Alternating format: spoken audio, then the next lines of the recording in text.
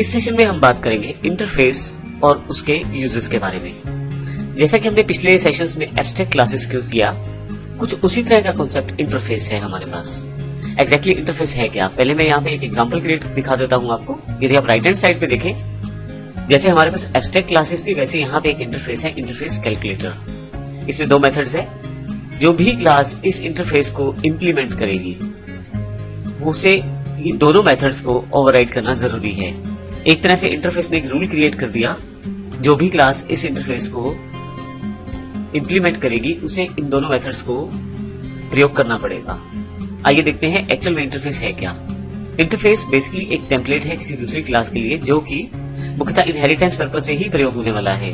असल में इंटरफेस एक रूल सेट कर देगा कि आपको ये फंक्शन प्रयोग करने हैं, ये मेथड आपको लगाने ही लगाने हैं। तो जो भी क्लास उस इंटरफेस को इंप्लीमेंट करती है, उसे वो सभी मेथड्स प्रयोग करने पड़ते हैं जो इंटरफेस में दिए गए हैं। अब यहाँ इंटरफेस से रिलेटेड कुछ फीचर्स उपलब्ध हैं। जैसे सबसे पहले हम बात करते हैं, इंटरफेस एक क्लास जैसा तो दिखाई देता है, पर एग्जैक्टली ये क्लास नहीं है, क्योंकि जब आप इसमें मेथड डिफाइन करते हैं तो उसकी बॉडी डिफाइन नहीं रहती। तो इस कारण से ये केवल एक रूल डिफाइन करता है। बॉडी डिफाइन करने के लिए किसी भी इंटरफेस को आपको इंप्लीमेंट करना होता है एक क्लास के अंतर्गत, और फिर वह क्लास उस पर्टिकुलर इंटरफेस के मेथड्स की बॉडी को डिफाइन कर सकती है। इंटरफेस के पास जो मेथड्स रहते हैं, वे सभी एब्स्ट्रैक्ट मेथड्स रहते हैं। इसका अर्थ ये हुआ कि आप उन मेथड्स को डिक्लेयर कर सकते हैं और उन्हें ओवरराइड करना जरूरी है अपनी सब क्लास में, और साथ ही उसका किसी भी प्रकार से बॉडी या ब्लॉक नहीं होता, अर्थात वहां पे केवल डिक्लेरेशन होते हैं, उसको डिफाइन नहीं किया जाता। जैसे वॉइड एड डेटा जैसे इंटरफेस कैलकुलेटर में है, यहाँ ये मेथड बनाया तो गया है, परंतु प्रयोग जो है वो नीचे सब क्लास में किया गया है।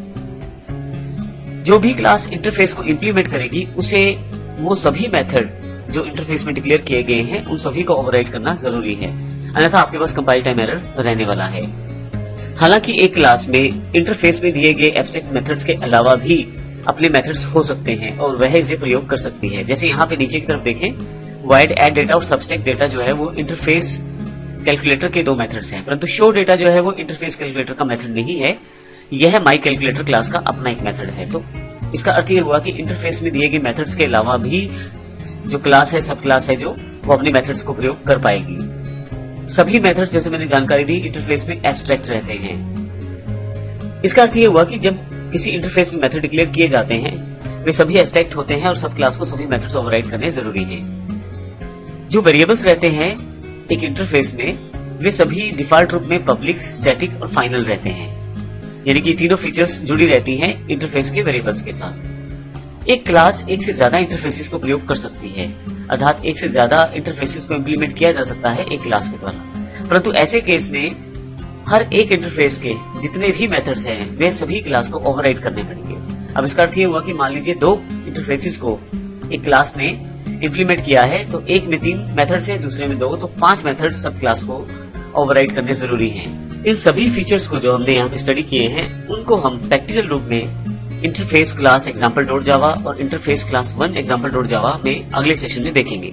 परंतु इसके साथ ही हम ये भी बात करेंगे कि एब्स्ट्रैक्ट क्लासेस और इंटरफेसेस में क्या फर्क है, क्योंकि यदि अभी आपने अगर एब्स्ट्रैक्ट क्लासेस के सेशंस को वर्कआउट कर लिया है, तो आपको ध्यान होगा कि एब्स्ट्रैक्ट क्लासेस भी लगभग कुछ ऐसा ही काम कर रही थी। तो दोनों में क्या अंतर है, इसकी जानकारी भी आने वाले सेशन में हम लेने वाले हैं। धन्यवाद।